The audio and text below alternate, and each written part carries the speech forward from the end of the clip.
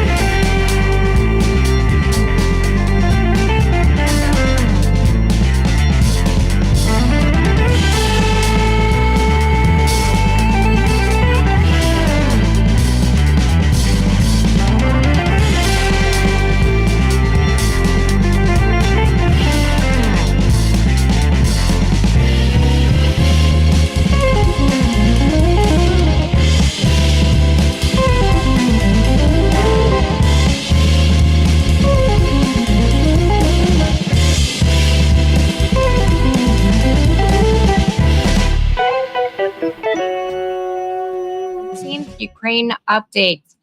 Trump, who once tried to blame Russian invasion on Ukraine, who said Zelensky will get us into World War III, is now asking Zelensky if he can hit Moscow.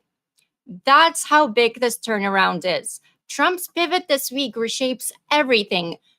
And who gets credits? Perhaps Melania, who reportedly snapped back at Trump after one of his wonderful calls with Putin. She said, "Oh, really? Another city was just hit." Or maybe Mark Rutte deserves credit. NATO chiefs calling Trump daddy. Whatever it was, thank you. Let's do more of that. Because when the West stands united, there's no dictator we can't break. And I'm looking at you, Democrats. Keith Kellogg himself touched down on Kyiv, and this week he was Kyiv's air defense. Not a single Russian missile or drone dared approach the capital. That tells you everything you need to know. Putin is terrified of the United States when it actually shows up. So the question now, will Trump's 50-day deadline for a ceasefire bring Russia to the table? Probably not. But one thing is certain, the weapons are flowing again. And sanctions will drive the next nail into Russia's coffin. This isn't just news, this is the front line of freedom. You're watching Ukraine Update with the Shills. I'm Slavie, your co-host. And let's say hello to the host of the Shills. Hi, Mr. Dawson. How are you doing today? Unfortunately, not the best, but I'm going to try my best to keep up. I think, about to have bronchitis or something. I'm like heavy breathing to feel like I'm getting enough oxygen. We almost didn't do the show, but I ran to the store quick and got some cough medicine I could guzzle to get through, and I'll go get checked after. But I really like that Donald Trump has spun around. I just wish he wasn't so scared of the MAGA base that he'd put some money where his mouth is as well. But with everything going on with Epstein, I can see why he's really just dancing on his grave right now. I mean, I would say this is a huge, huge win, but we'll get into it a little bit later. Yeah. Looks like I'm getting something on my throat too. I hope I don't transmit over the microphone. That would be brutal. Nah. Next up, we have Commander McMillan. How's it going? It's going really good. It's been a good week for sure. And next, we have Sakai from Tridents Against Tyrants. How's it going? It's been good. It's been good. Been keeping busy, doing stuff online and offline to do what I can to help as usual, and glad to be here. Yeah, glad to have you for sure. Well, let's get on to it. I think on the big turnarounds. What are your thoughts on the first on Trump's 50-day deadline? What do you guys think is going to happen? Oh, go ahead. You have to make a huge assumption that he's going to stick with that. The guy changes his mind, faster than most people change their socks. I think eventually he's going to have to sanction Russia, if not in 50 days, eventually in 100 days. I mean, we were saying the same thing with weapons too. Here we are now, finally. So I think what's interesting is if you look, the EU has leveled new sanctions, which are even stricter than before. So they obviously understand what needs to be done and are going down that road. I don't see Trump being getting on bandwagon follower to this thing. I think he's playing his own game, and right now all of this hinges on the Epstein crisis for the Republicans, because he needs to distract people from it, because his own follower, his own MAGA base are turning on him because of that. And I think it's important to ask, with a group of people who have in the past ignored tons of other sexual indiscretions on this guy's part, why suddenly now are they taking an interest in this thing, which is years old? Yeah. And I think this is the Epstein crisis is a last gasp push by the Russians to put him back in line. And I think he's good saying, thinking. up yours, I ain't playing this game. Interesting.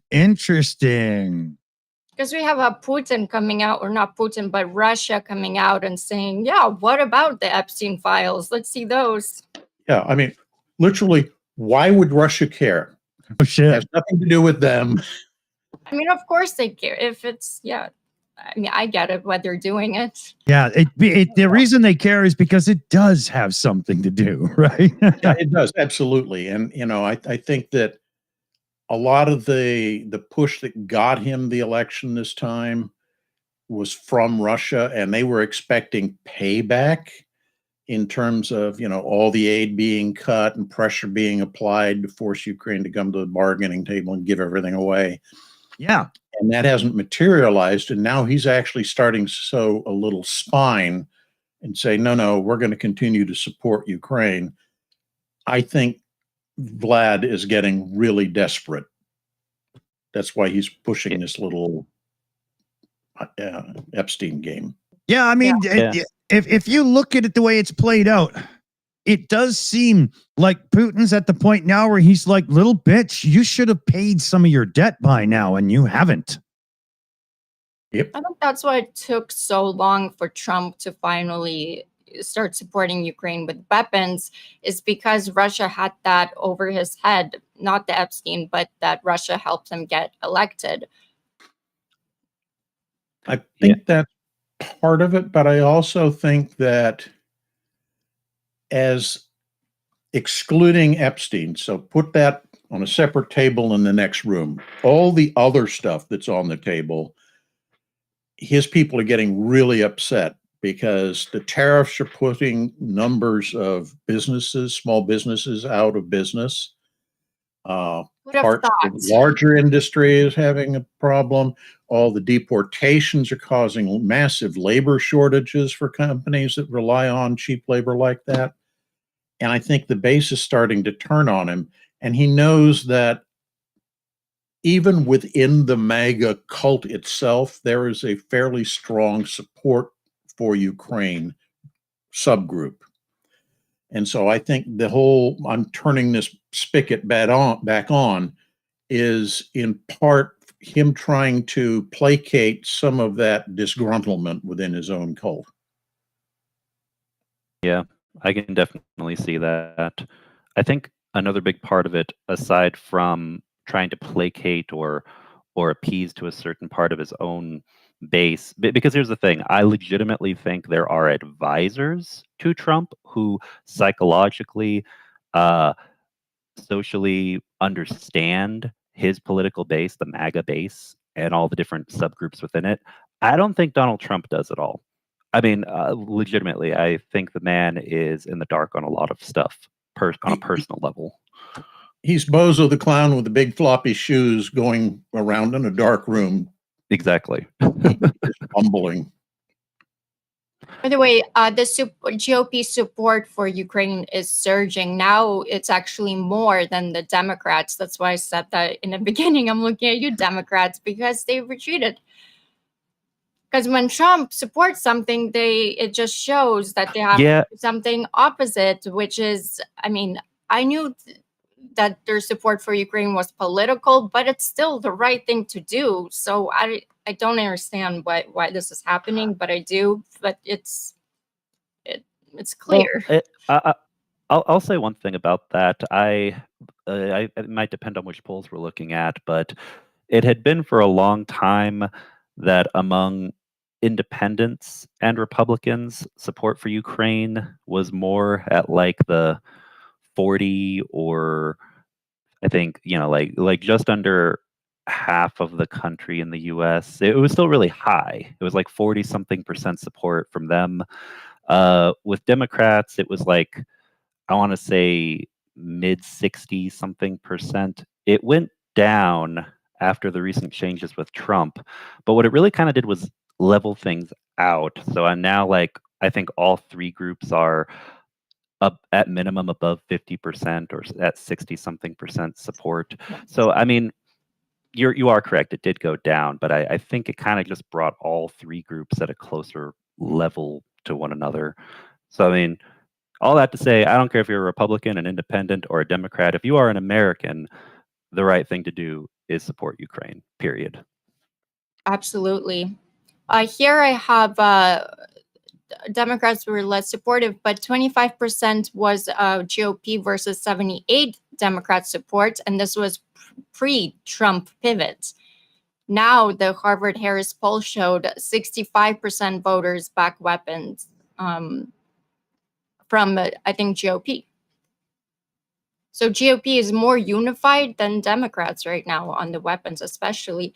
But this policy is the most popular one in the United States right now, is the weapons support. I think it's also important to note which weapons are being sent. This is not we'll trickle a little ammunition and some uniforms in. They sent 17 Patriot batteries, not interceptor missiles for Patriot, complete sets, the launchers, the radars, the processing centers, everything. That's huge. 17. Yep. Yeah. I think there was also confusion who's going to send it because there isn't like 17 of them, apparently. In the beginning, I thought it was Israel. That's why Israel, Bibi was there when Trump announced we'll send them Patriots, because Israel doesn't really need them. But then EU was like, whoa, wait, who's sending them? Like, what are we paying? And it's like, no, we didn't promise anything, or we didn't say it. But now I guess they're finding these 17 Patriot systems, which is great. The Patriot is worth about 100 miles on each side of where it sits in coverage, or is it 100 miles with it in the center, Commander? Or am I even wrong? Completely fucked. That's the radius. So okay, draw a thing from the launcher, 100 miles on either side. So, I mean, 17 of those units can do some serious coverage of, oh, wow. Yeah. But also there's offensive weapons, as I understand, which is pretty big. Yeah. There's nothing that can reach Moscow, but there's stuff that can reach a lot of really important targets. Is that correct, Commander? Yeah, and technically the Ukrainians do have some systems that will reach Moscow. It's kind of at the extreme edge of where they can engage. It makes more sense to engage targets which you don't have to hope that, oh, you know, the fuel isn't old and doesn't burn as fast as the other fuel or whatever. Also, there's a deal in motion between U.S. And Ukraine. The U.S. to procure Ukrainian 800-mile drones, joint investment fund to nurture production, which is huge. Yep. Yeah, these drones are priced, I think, from 3,000 to 7,000. That's low-cost interceptors, and they're ideal for mass deployment. And yeah, they discussed reverse purchase, US-made weapons flowing into Ukrainian stockpiles. So it's a trade. I think it's one of the best Trump deals we have thus far. What do you guys think? Yeah, another thing that I saw an article on recently, which I thought was interesting, is for a while it looked as if most of the US M2, M3 Bradleys that we had sent to Ukraine had been lost in the fighting last year. Apparently, the Ukrainians have salvaged and repaired many of those, and they're being used in counterattack role at the front, where the Russians have made a penetration. They're helping lead the charge there. And that stands out because apparently the Bradley caught the Russians by surprise as to how effective it is. Yep. I also saw this morning, I was just double checking, they're tanks. I don't think they're Bradleys. It's the other tank that's coming from Australia. M1 Abrams, yeah. Abrams, yes, sorry. Thank you. Yeah, finally, the U.S. gave a go-ahead because they were, for the longest time, they were stuck because the U.S. was against it. And now they got the green lights, and they should be in Ukraine within days. My understanding is that they're actually already there. I don't know if they're at the front fighting, but wow, they're there.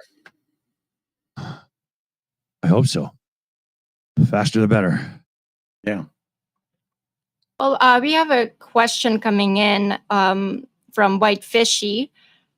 Question for Commander. What are chances Trump managed to get EU to pay for the Patriot missiles that were supposed to go to Ukraine anyways? He only allowed 10 of the 30.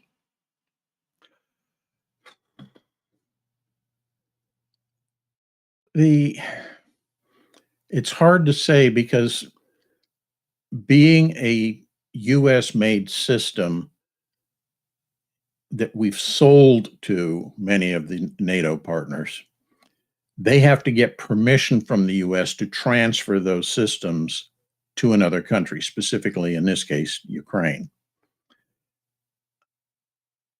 If they've done that, then it means that that has freed up funds for them to buy new Patriot systems from the US to replace those systems that they're bringing over.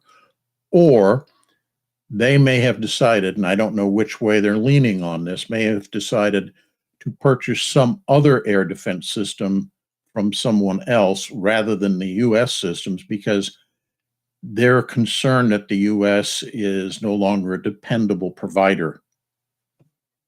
And we can all thank a certain orange God King for making that happen. Yes. Yep. You know, I think it's still far too early to make any predictions because who knows? A lot of things could happen. But I do sincerely wonder what the future of transatlantic relations, especially with regards to, well, not so much at this time in terms of sale and transfer of military equipment and technology, just because Europe has a lot of catching up to do, but intelligence sharing. I really do have concerns about what the future of that will hold. Which I imagine everybody in the European intelligence services are looking at Tulsi going, Yeah, we ain't going to live well providing you information. We're going to hold a lot of these cards close to our chest. Precisely. And building that trust back up, it's going to be hard. Oh, yeah. Even in the post-Trump era, Yeah. As we used to say in the Navy, one aw shit cancels out 1,000 attaboys. Yep, precisely. Ah, I guess right quick, is now a good time to do that announcement, Dick? go for it. Okay, perfect. So yeah, everybody, just wanted to make an announcement of a small, I mean, it is pretty small compared to the size of most fundraisers that we've seen here on this channel, or even the ones I've got over on Tridents Against Tyrants. But if you look in the chat, Mods dropped a link for a PayPal fundraiser. This is being done by a friend who has done advocacy work to assist Ukraine in Washington, D.C. to procure more support for Ukraine from Washington. And it is for 2 more 3D printers for a workshop. So actually, is it all right if I share the screen? Share my screen right quick. Yeah. Okay. Here we go. So this is the page on PayPal for 2 more 3D printers. It's almost done. 610 euros of 800 ends in 7 days. So less than 200 euros left. And yeah, it's being put on by Slavie is the name. Friend of mine, Ukrainian friend.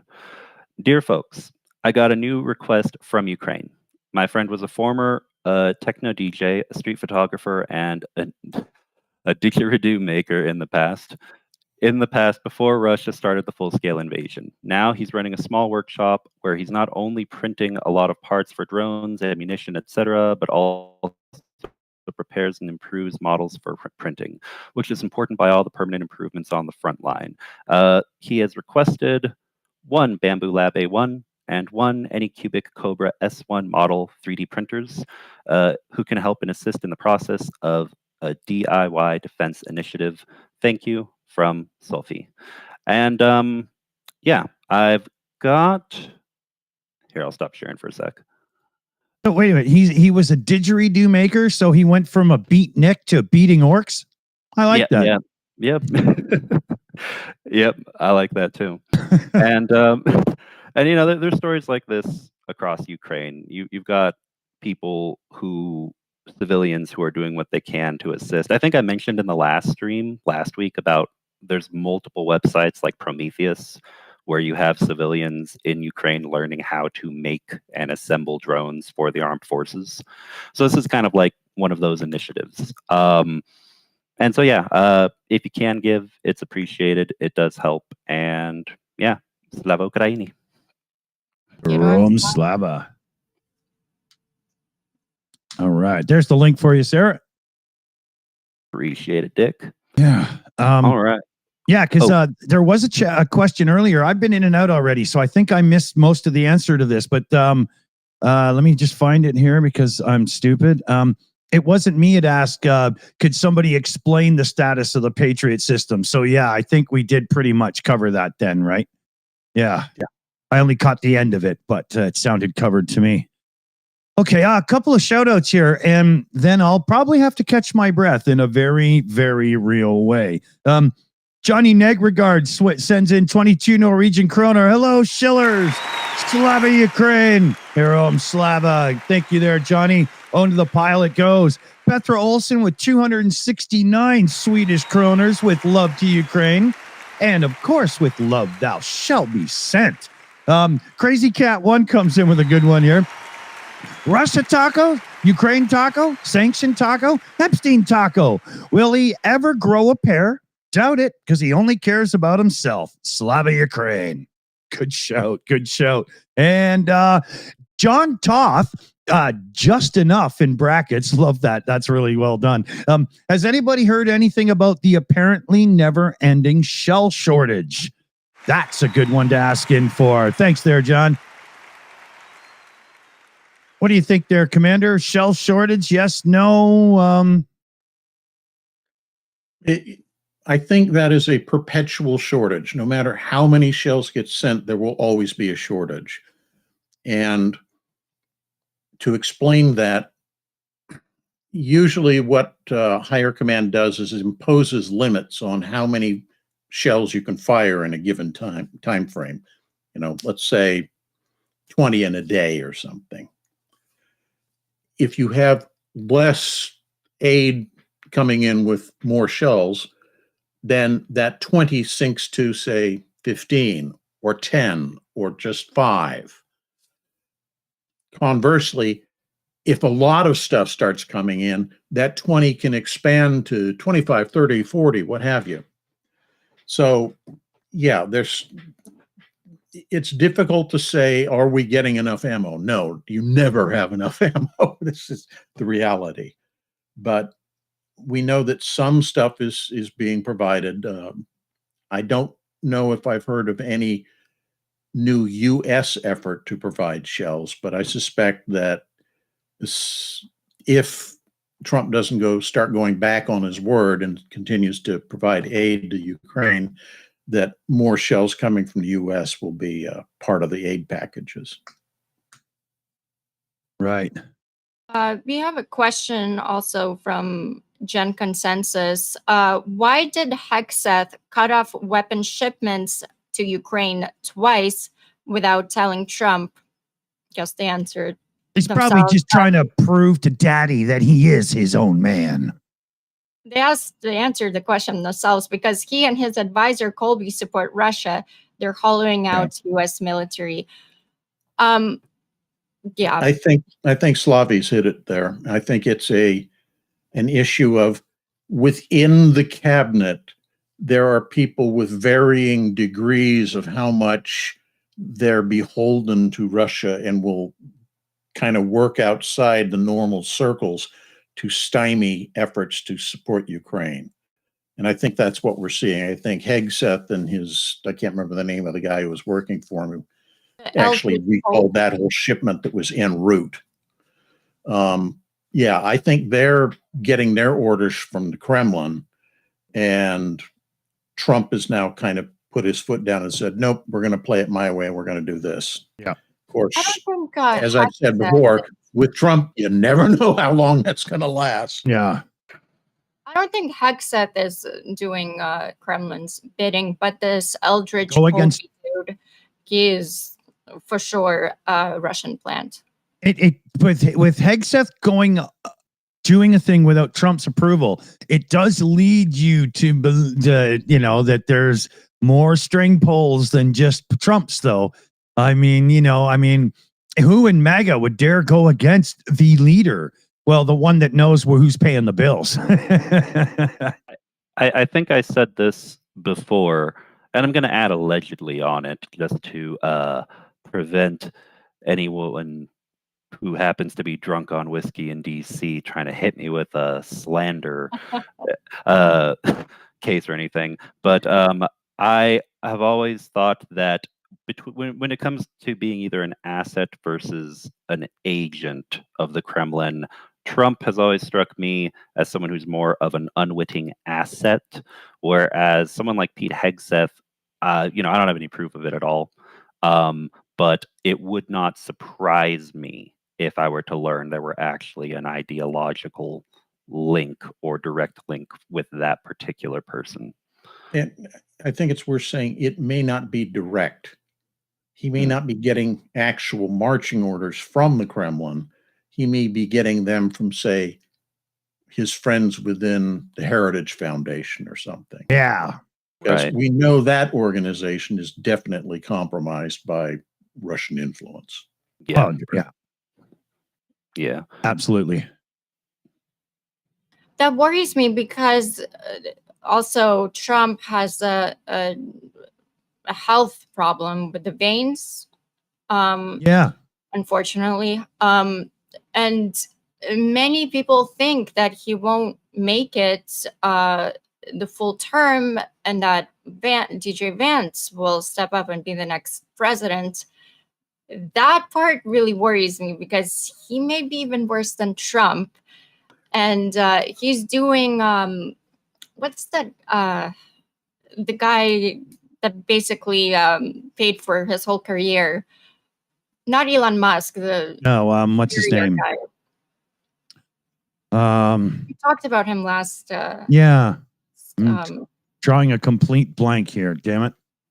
Yeah, I have it, but Peter the Thiel. guy with Peter Thiel with Palantir and the whole AI. So that's gonna be complete oligarchy, like, in power, if it's DJ Vance steps up as the next president. So there's one thing that you need to understand, though. Vance or any of the other members of the cabinet do not enjoy the popularity with the MAGA base. They lack the charisma to unite that faction. And so the moment Trump exits stage left for whatever reason, if Vance or somebody else rises to that position, you're going to see the various factions that comprise that MAGA base start factionalizing in their own different directions. You'll have Christo-fascists, white supremacists, oligarchics, all of those people, and they all have different agendas. They've been able to kind of remain focused because Trump has kind of given that group a direction to travel in. They're willing to challenge him because he's so popular. But when he goes away, there's really nobody else that enjoys that level of popularity in that movement. Yeah, no, I see what you're saying, Commander. I do agree with what you're saying. I wonder, though, because it's always astounded me, and maybe part of it is because he was on television. He was not super well. He was fairly well known among quite a few people, even before he ever ran for president, Donald Trump. But with the way that he is, I just find it astounding that there couldn't be some concerted effort to find another person who could recreate that kind of popularity. I mean, I wonder how much of it has been intentional and just took a long, long time to build up, and how much of it was just a viral. We don't know how he got this popular, but he is this popular, and it wouldn't be easy to recreate. I don't think that level of popularity is something that can be created overnight. It takes time to groom people, get them used to the idea of, this is the guy who you want. He's your best buddy. He's your friend. He's the author of the deal. You know, all of that. It takes time to build that. And you aren't even seeing an attempt right now for somebody to start building, say, a Vance or... I don't think they'd be allowed until he's gone, and that's too late. Yeah, exactly. That makes sense to me, because, I mean, even if others around him wanted to start preparing someone to be a successor, Trump doesn't care about a successor. He doesn't want a successor. He sees other people who get attention as, I mean... Yeah, he's a narcissist. When he leaves, he doesn't care what happens. No, he's set the Republican Party up for long-term failure, and they're all cheering him on. Yep. I think part of the Project 2025, not part, a big portion of it is done, accomplished. Yeah. Yeah, and I think that's in part why you're seeing this push to kind of make him go away, because he's no longer somebody they're able to fully control. They got most of their agenda done, so they want to get him out of the position so he can't do any damage to the accomplishments they've made so far. Yeah, once they got the whole ruling where Lady WWE there is allowed to dismantle the education department, they pretty much just went, okay, we're good, right? Mm-hmm. Exactly. I think especially now that Trump is sending weapons to Ukraine. In this case, it's better that Trump stays and gets better. Yeah, who'd ever imagine that the people on the Shills would be saying keeping Trump in power is probably preferable to the alternatives? Oh We've been my saying God. that. We've been discussing this. Even though it's hard to turn my tongue the way it does right now. Yeah. But we're here now, and finally we got what we wanted. Ukraine is getting its weapons, and hopefully sanction support as well soon. So I'd like to see Trump taken out within the 50-day limit that he put on things. What a stupid ass. Do we have any other news that we want to cover? yes, we have a lot of news to cover. Well, in Kiev, there was a big government overhaul. The new prime minister was the big story, is Yulia Severodyanko. And she is the youngest prime minister Ukraine has ever had. She's the one who worked out the deal between the minerals deal between Ukraine and United States. This woman is very impressive, and she's young and just very forward. Then we have the new defense minister, which is Stefanishna, set to succeed Ambassador Markarova. And as we remember, here in Washington, they didn't like Markarova, especially when the whole fight happened between Zelensky. So hopefully this one will be much better, and United States is happy with this one. And then, I think we'll leave it there for now, but this is the smallest now government reshuffle. I think there's only 18 ministers left, which is in history unheard of. And yeah, it's pretty cool to see what's going to happen next. The parliament also approved 412 billion for defense, infrastructure, and building war economy. The target is 50% domestic weapons production in 6 months, 6.2 million reserved for drones. Sverdyanko initiated spending audits, deregulation, and industrial transparency reforms. Fantastic. Kyiv is not slowing down. Its government is doubling down on production, reform, and readiness. Because don't forget, Ukraine wants to be part of EU, and this reshuffle is great to get rid of the corruption, even though Ukraine has done fantastic job so far at already cutting the production. I mean, sorry, the corruption, not the production. We need more production, but less corruption, more production. Yes. Couple of shout outs quick, because I don't want to forget while I can actually speak right now clearly. UTV and Ham came in with a $10 direct donation. Slavie, Ukraine. Hero, Slava, buddy. Thank you very much. Into the pot it goes. And we got Al Yorkie with a 20-pound super chat for the 3D printer. Slava, Ukraine. Good shout. All right. Thanks, guys. Thank you very much. Okay, I'm going to go back to controlled breathing here. So then in the news we have, and we kind of touched on it as well, the EU and NATO, they strengthened sanctions and air defense. The EU legislation now caps oil prices at $47.6, blocks tech exports and sanctions, 100 plus vessels, including shadow fleets. Great. Germany is financing Patriot stock replacement, and UK as well. Renewed interest in Sky Shield air defense cooperation across NATO and EU. European leaders engaged in flattery diplomacy, touched on it as well, because it works with Trump. This is to reset US posture, and they're kind of following Rutte, what Rutte did. Because, I mean, when you flatter Trump, you get what you want. That's proven. But yeah, the continent, Europe, is stacking defense and economic pressure.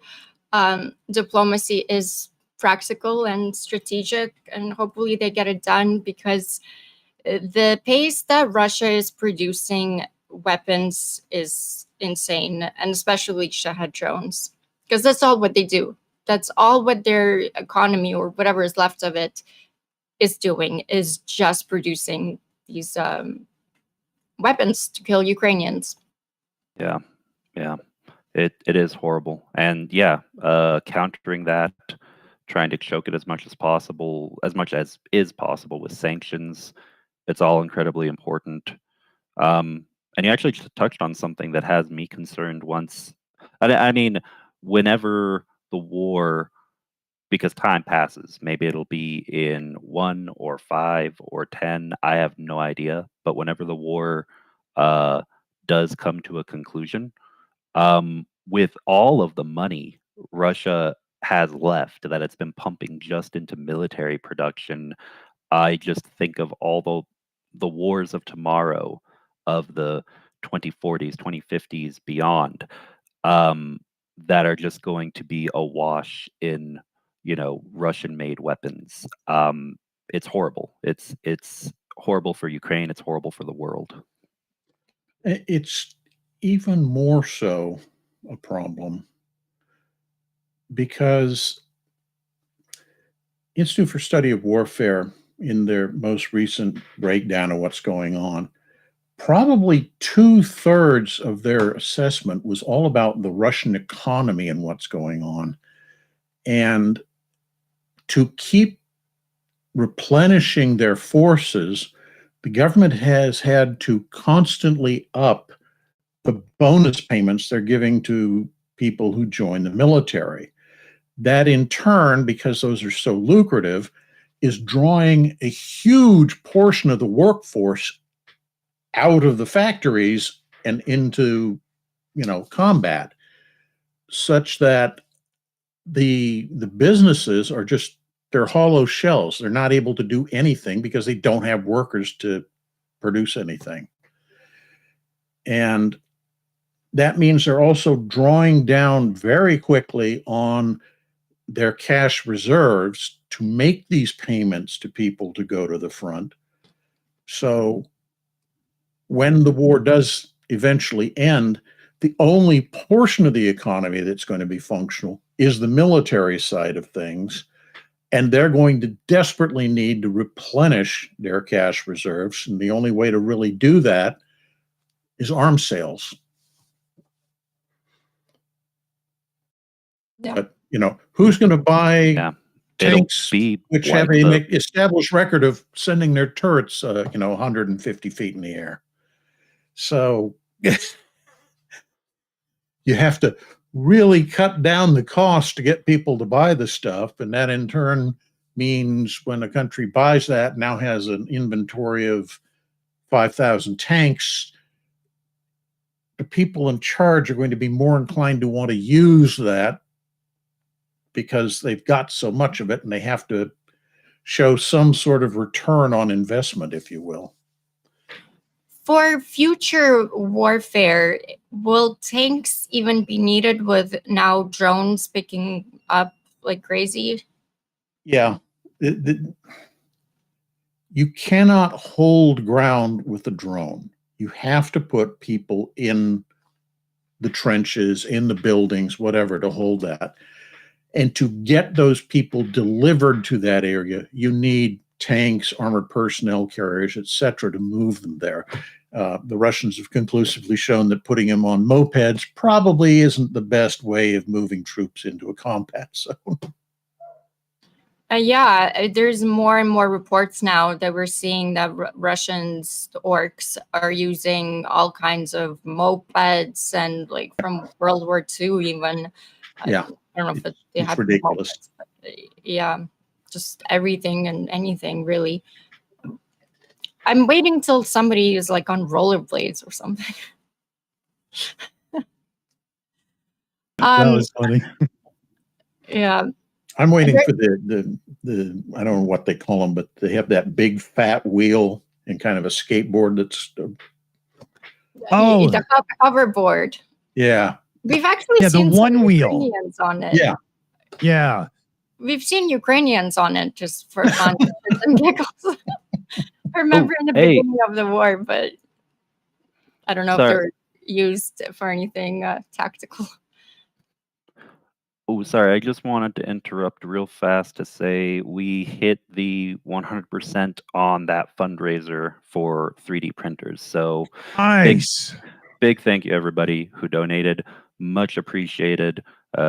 Someone closed it out with the final 150 euros. So thank you very much. And I'll be sure to send an update for next week. Make sure I get that from Sophie and the others who are running that fundraiser. That's Right. awesome. So happy to hear that. Is Kaltenberg or Steve Walsh in the chat? Because you're my first suspects on closing that out. Definitely. Sure. Oh. There's another in. Do you have something else? I was just gonna say, Dick, are you doing okay? You good to keep going, or Yeah, you guys keep going for a bit. I'm okay for a little while yet. okay? Commander Slavie, you both good? Or I just wanted to make sure everything was good for Dick. If we're gonna keep going. Yeah, go ahead. Yes. Next up, we have a pretty interesting story that caught my eye, and it's two Chinese nationals caught spying on Neptune missile program in Ukraine. Ooh. So yeah, two Chinese citizens detained in Odessa Oblast, suspected of espionage on Neptune coastal missile systems. Ukrainian authorities allege they attempted to photograph sensitive sites and obtain technical data. Kiev says this reflects China's opportunism, trying to extract lessons from the Ukraine war while quietly assisting Moscow. Investigation handed to Ukraine's military counterintelligence. This raises broader alarm over China's interest in Ukraine's battle-tested missile technology. Yeah, it just shows that this isn't just Russia's war. Beijing is watching, learning, probing, and sometimes stealing. Ukraine isn't just defending Europe, it's defending global military balance. So I don't know, Sakai or Commander Macmillan, do you guys have any thoughts on this? Not really. All right. We'll sort through these news then. Okay. We have a Time magazine cover, which features, I think we have, yes, features the abduction of stolen Ukrainian children. Puts this whole thing on global spotlight. It's very important. This is Time's July cover story. The cover starkly displays names of at least 339 identified abducted children, symbolizing thousands more lost. The article highlights Russia's strategy of forcibly transferring children to erase Ukrainian identity and break family ties. Daria Zarivna, head of Ukraine's Bring Kids Back initiative, told Time that Putin is using our children as poker chips. ICC arrest warrants remain active for Putin and Maria Lvova Belova for orchestrating the abduction scheme. Russia's campaign isn't just about territory, it's about erasure. These children's faces sometimes confront the world with a simple fact. This is a war for the soul of a nation's next generation. On that note, there's a bit of a better news because Qatar actually brokered return of 11 Ukrainian children this week that were abducted by Russia. So thanks to Qatar for the mediation.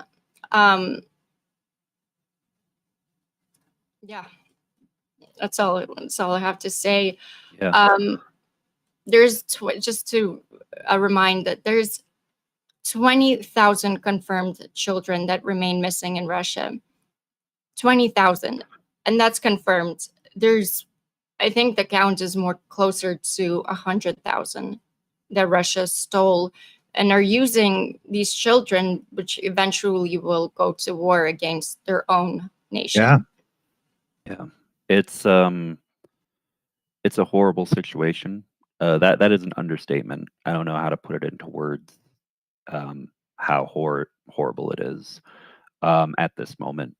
I will say bringing attention to the matter is crucial. So whoever at Time Magazine got that done, big thank you to that person, to make sure people are aware of what's happening. The worst part is, as this war continues, 20,000, and we can count maybe dozens or a few hundred maybe who are returned. It's a horrible situation because how long will it take to get sorted? Will it ever get sorted for all of the children? And it's a painful question because it makes you go down a rabbit hole of the worst case scenarios.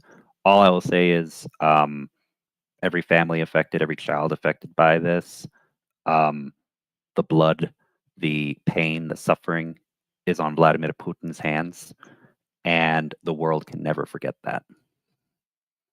Damn right. Absolutely. I also saw there was a story that Russia is pretty much grooming their own children of going to war. So just think how for millions of children, all of them are being prepared to go to fight.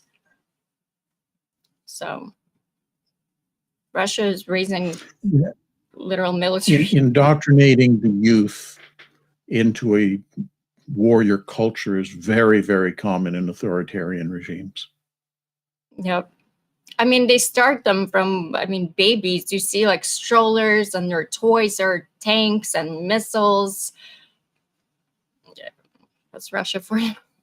I mean, there's a reason why the only country militarily, officially sending troops on the ground for Russia is North Korea, because they do the same thing. North Korea, if you've ever seen the cribs or the schools in North Korea, pictures of all the cartoon characters killing Western soldiers and stuff, it's the same shit. It's I mean, if that isn't enough proof of how fascist Russia is, and the fact that being against fascism is something we all should be, or any form of authoritarianism, then I don't know what is.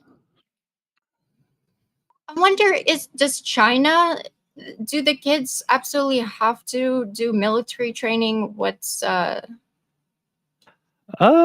I think, well, Commander, maybe you'd have some more insight on this, but my understanding with China, it varies a lot, especially the levels of nationalism or early introduction to military culture from one region to another in China.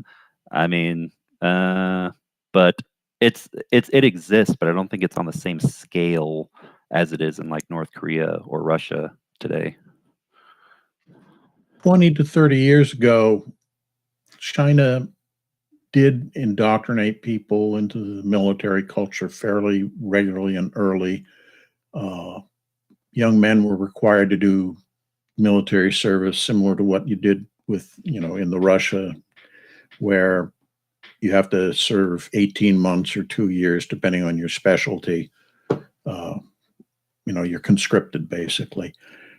China moved away from that, and the Chinese military today is much more a professional army, kind of on the Western model. So it's people who volunteer to go into the military for career purposes. They haven't gone the full spectrum, so enlisted personnel are still largely short term.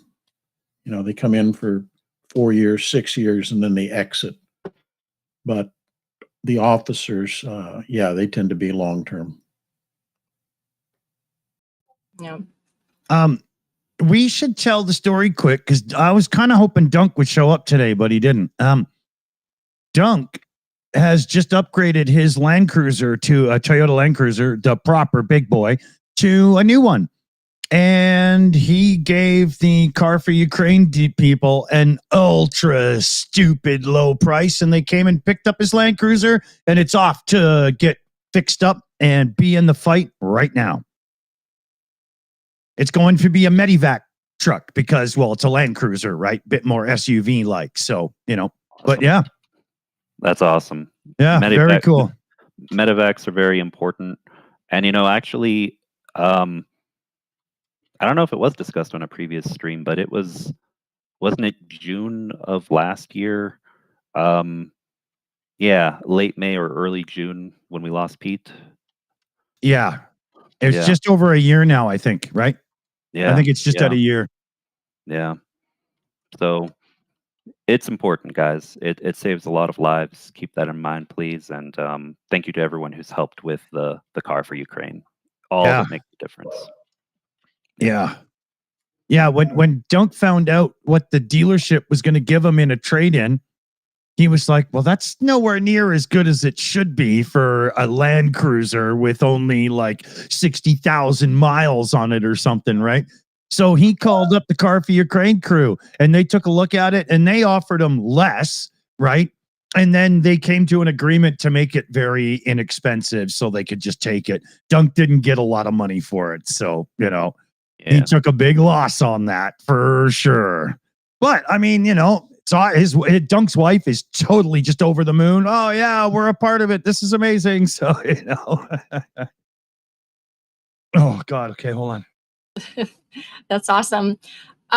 We do have a couple of questions as well. But before, I just wanted to do one more news before we go to the questions. And it's Colonel Ivan Vinich was assassinated in Ukraine. It's Ukrainian senior intelligence officer. He was shot dead in central Kiev. This was on July 17th. Initial reports suggest professional hit. No suspects publicly identified. Vinich was reportedly involved in counterintelligence operations targeting Russian sabotage networks. The killing comes amid rising fear of infiltration by Russian operatives into Kiev. Ukraine's SBU launched a national-level investigation. Security details increased for senior officials. This is a chilling reminder that Kiev remains on the front line too, even far from artillery ranges. Sorry. I've got something to say on this when you're done. Go ahead. Okay. Yeah, no, this story I was discussing with a few friends of mine the other day, actually. And this is a situation where I don't know if that particular article you're looking at has all of the details. This is an example of espionage networks that are very much international, go across multiple country lines. My understanding is this was a Ukrainian cell, so a cell of operatives inside of Ukraine, part of a branch of an international terrorist organization. It was founded in the United States. It has branches all over in the U.S. and Canada, in Ukraine, in Russia, in South Africa, in multiple places. And I do believe that the assailants were neutralized by Ukrainian armed forces, by the intelligence service of Ukraine. But it just goes to show, when it comes to a war, especially one of this scale, it's all about what you know. There are many small groups all around that are involved at different levels. And I feel very much for the family of that officer who lost his life, and I hope that justice is brought to every member of that organization who targeted him. Yeah, absolutely. We have some questions coming in from Sarah, has Russia invaded another area today? Commander McMillan. I haven't seen anything about any other area, but for the most part, the big Russian offensive has failed. It's still ongoing. They're making some gains in certain areas, but it's very similar to all the other offensive efforts they've done in the past basically 2 years. They are forced to basically drive with the infantry, so they're taking heavy casualties for minimum gains. Then we have a question from who's pooping. The EU sanctions are great, but I wonder what other BRICS countries will do. I mean, I think they'll do. Sorry, I just realized my volume might have been down a little bit. I hope it's better now. I think they'll do whatever they need to stay afloat. I mean, the economy of Brazil versus India versus China versus South Africa, they're all very different from one another, even though they're connected through the BRICS economic alliance. Actually, one really interesting thing I remember hearing the other day, and it was from I can't remember exactly. It was from a Republican policymaker who was being very critical of, and I quote, he was saying China, India, and Brazil, but there was no mention of Russia or South Africa in his criticism toward the BRICS nations. It was kind of funny to hear him refer to it that way, leaving out two of the major economies. I don't know. I think we'll just see a lot more of what we have seen, attempts to bypass sanctions if it's worthwhile for the BRICS nations willing to assist in that process. And whether or not it remains lucrative or not, possible or not, that's all up to Western nations and how strict they are on monitoring, especially shadow fleets, as Commander had mentioned in our last stream. Yeah. Quick thing here we got to do. It's happy birthday to Cheryl in the live chat. Have a good day. Happy birthday to you. Happy birthday. My special graphic. Had to use it. Yeah, that's very special. I was just thinking, I think Russia's going to be, especially when these sanctions come, is so toxic to do anything with. India wouldn't want to fuck around with that, I know, but China, I don't know, but I know it will for sure end Russia. They're not gonna want to bypass sanctions just to do business with Russia. That's what I mean. It's not enough. It's just not enough. Yeah, I think what it is right now is that there's some benefit to them doing business with Russia because they get cheap oil, cheap gas. But it's not like they're trying to actually integrate their economy with Russia's to the exclusion of the US or the West, because they still depend very heavily on those countries for their economic gain. So it's a situational equation right now for them, in terms of they can make a profit, so to speak, for themselves by buying low on the Russian market, as opposed to pissing off everybody else and then getting sanctions slapped on them. I think if the threat comes down that, hey, if you don't stop doing this, we're going to sanction you, then I think they'd back off pretty quickly. Yeah, I think you're right. I think the big part of the problem there, though, is, again, the complex interweaving relationships, because there are countries that rely on India for medicine, for pharmaceuticals, for example. There are countries that rely on, I believe, Brazil, I believe agriculture is one there, although I haven't reviewed the economy of Brazil in a while, so I could be mistaken. Anyway, point being that even just threatening to sanction directly a country, maybe they'll back off. Maybe they have unrelated things aside from the war where it opens up political jockeying. I don't know. But yeah, I think you're right. More direct threats might get them to back off, but it could also, I think some countries would be afraid because they don't want to damage relationships with other BRICS countries that that they actually rely on for cheap labor or for certain things they just don't make. Yeah. Yeah, and as far because they just had another BRICS forum, and from what I know, there's a lot of people. They're like, yeah, BRICS, the next best thing, but it's they're far from making it happen. It's a dream at this point. Oh yeah, there's alternatives, and we need to explore those alternatives much more seriously. It's a competition, and letting the BRICS win is not an option. No, but they're far from even winning. That's what I mean. And I've listened to people who are for BRICS, and it's like, yeah, but they have the people, you know, it's honestly because they have more people now from, I guess, the global South, way more than the West has. I don't know. I think they're further than, and they're fighting against with each other as well.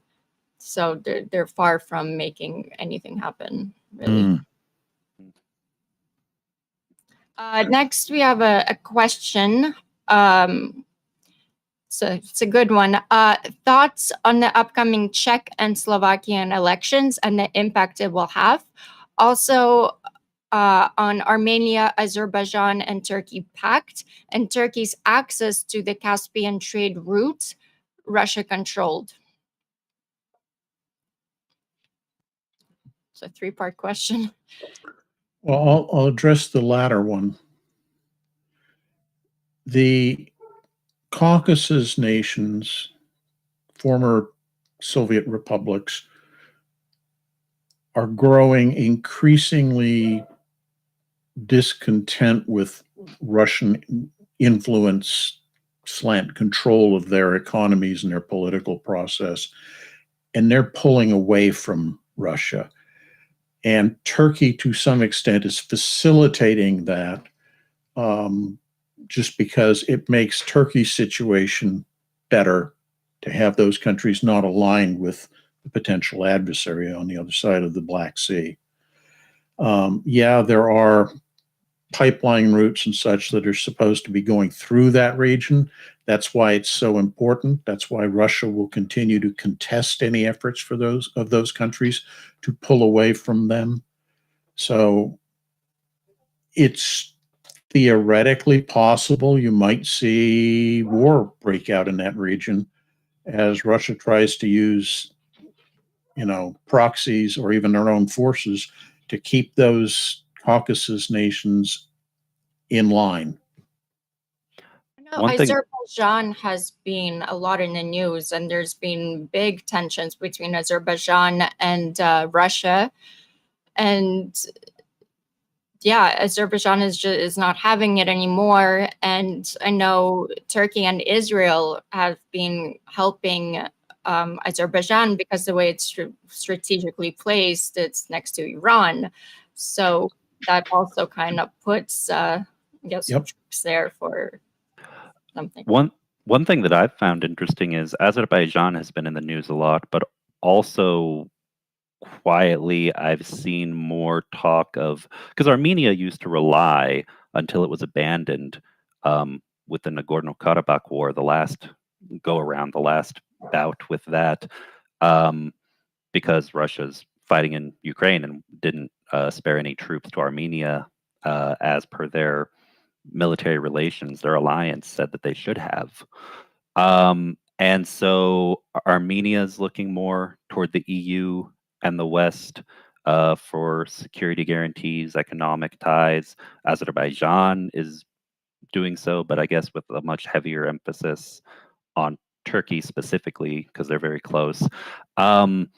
It seems interesting that Russia's influence is just being frozen out across all of these mentioned nations. And really, we're just seeing new regional powers assert themselves. But I personally foresee an attempt by Turkey and Azerbaijan to be the new top dog and basically have say over that region if those countries were allowed into the EU, kind of like certain influence over places like Hungary. You can see Azerbaijan's desire to be top dog in the amount of money they're spending just to drag Formula One there every year. Yeah. They're not making a freaking dime on it. They're losing huge every year. Yeah. In any case, I could talk about it all day long, but I do think that bottom line is we're seeing a big push from multiple sides to get the Russian influence out of the Caucasus as much as possible. And Azerbaijan has been getting ready for a very long time, and they have a strong military now to be able to do that as well. Sounds like it for sure, yeah. Yep. We have a question from, they exist. Maybe some update on Pokrovsk.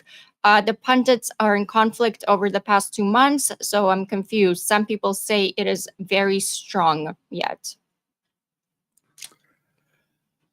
I rely heavily on Institute for Study of Warfare for the information I get. They're very reliable. They confirm through multiple sources most of what they put out. Their assessment of the situation in Pokrovsk right now is that Ukrainian forces are making slight gains. The Russians are trying to claim that they made big gains and that they've driven the Ukrainians out of the area, but it does not appear that that's the case. So it's a hotly contested area. Yeah. I have it on Pokrovsk as the Ukrainian troops solidify positions near Novopavlivka and push back probing Russian offensives. Sure hope so. Yeah. Definitely. I'm getting close to my limit now. So we'll say another 5 minutes of questions or something and then do our wrap ups. That's about what I got. I'm probably going to go to the clinic and get put on an oxygen mask until they give me some strong medication. Sounds like you need to. Yeah. One shout out. Niles Knudsen in the chat, gifting out 10 Shills memberships. Thanks, Niles. I love the gifted memberships, and you just are Lord Zeus on Olympus of giving them out. That's awesome. Next question is from M. Dow. Question to Commander Macmillan. Do you think that the war will escape into Europe, and should we be OB alert? I say this as I do many things, assuming rational actors in these roles. When you talk about people like Trump or Putin, that's stretching the bounds of rational actor. But I don't see how Russia could want to expand the conflict to bring the EU/NATO into the fight when they're already having such enormous difficulty fighting against just the Ukrainians. Imagine what happens if you bring in NATO into a conflict with its huge Air Force assets that they can bring to the fight. One of the things the Russians have been relying on that they enjoy an advantage in is that they have a lot more air power that they can use. You bring NATO in and that advantage disappears, I won't say overnight, but within a couple of days. So it takes either an incredibly stupid or an incredibly optimistic person on the Russian command structure to say, "Oh yeah, let's attack Estonia or something," thinking that that's going to do any good for them right now. So Yeah. I don't I like how see. you put that really. I don't see it likely as expanding. However, the EU slant European members of NATO, I do think, need to be cognizant of the fact that regardless of how the war progresses, Russia still remains a very active threat to them. And they need to take more responsibility for defending themselves, particularly in view of the way things played out with the Orange God King, proving that the U.S. cannot be relied upon to come to Europe's aid should something occur. Not anymore. So, Europe is wise to be starting to rearm and consider. And Europe can't go through this. Oh, well, America's on our side because we got the Dems in power. Oh, no, the Republicans are. They might as well. You got to arm up and be ready, because once you've seen it happen once, it's eventually going to come again, right? Yeah. And I'll also add, I agree with Commander. There's no way of really knowing for certain, but I doubt we'll see the war directly expand to fighting with other countries neighboring Russia that are in. Oh, yeah. But I do see a potential for war breaking out in certain places like Republic of Georgia, just because it is quite vulnerable, or other parts of the Caucasus. Depending on how things go with Armenia and Azerbaijan, I could see war breaking out in the Balkans potentially if the right destabilizing factors were introduced. I could see proxy wars popping up in certain places involving Europe, but I don't see this war, unless it literally becomes World War III. I don't see that happening. And just like everyone else here, I really hope we don't see that happen. It's the same mutually assured destruction fear we've all had since the 1940s and 50s and beyond. This morning, I like you. Go ahead. This morning there was big news. It was everywhere. I don't have it on my news brief, but it was an American NATO general saying that NATO can take Kaliningrad in without basically any effort. That's an overstatement, but it's not entirely inaccurate. I mean, there's a reason for it, because I noticed that it was getting blown up everywhere. So it's interesting. NATO could take and hold Kaliningrad quickly in a blitzkrieg, similar to how, without the correct preparations beforehand, Russia could sweep in and take and hold some of the Baltic nations, at least temporarily, in a blitzkrieg. But again, that's before the assumption that the West had. Today, with how Russia is seen to operate in Ukraine, maybe that's questionable.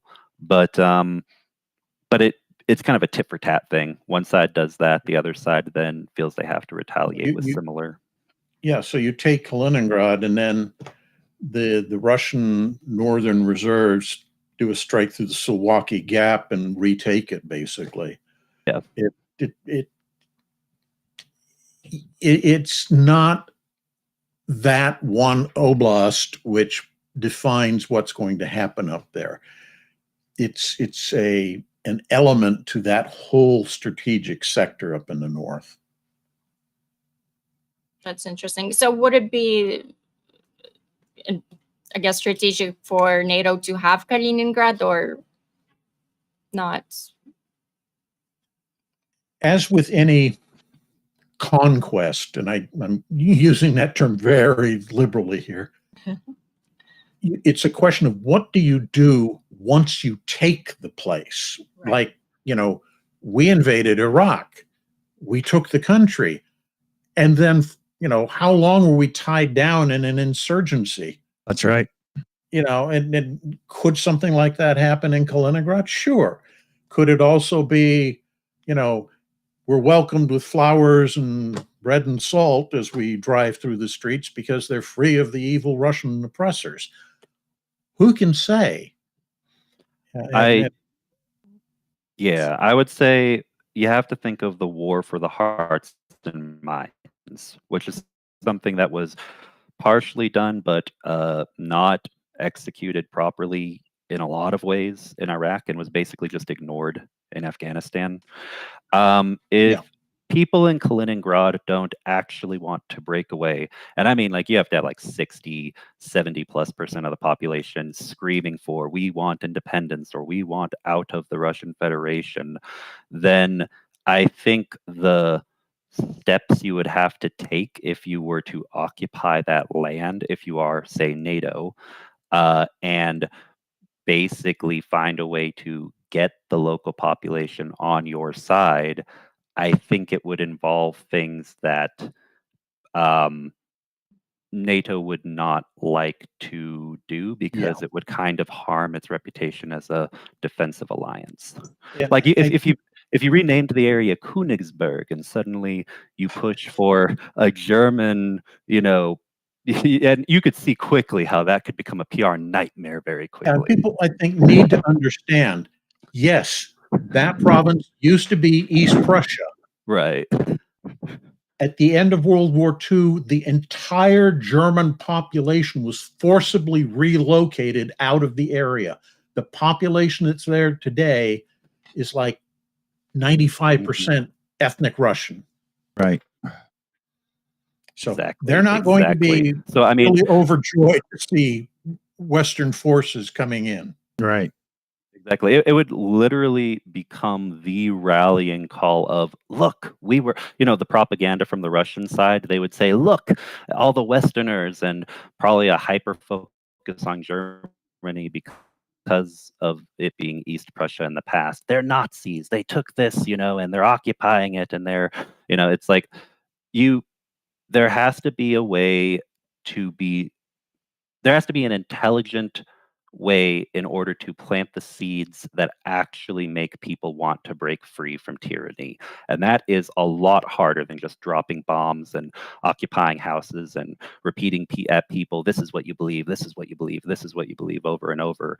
It literally takes decades. Yeah. Yeah. It's a hard situation. Yeah. For sure. On that note, let's get into wrap-ups and let Dick go to Yeah.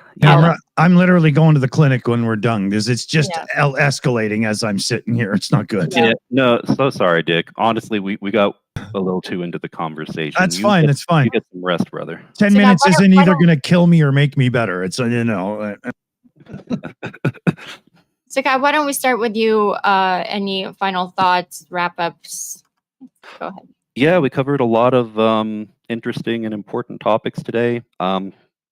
Big thank you to everyone who helped close out the fundraiser for 3D printers.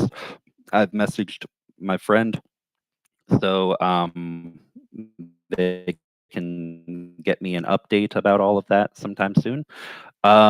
Big thank you to everyone who donated for the car for Ukraine, who continues to support this channel, the work that's done here, the guests that come here.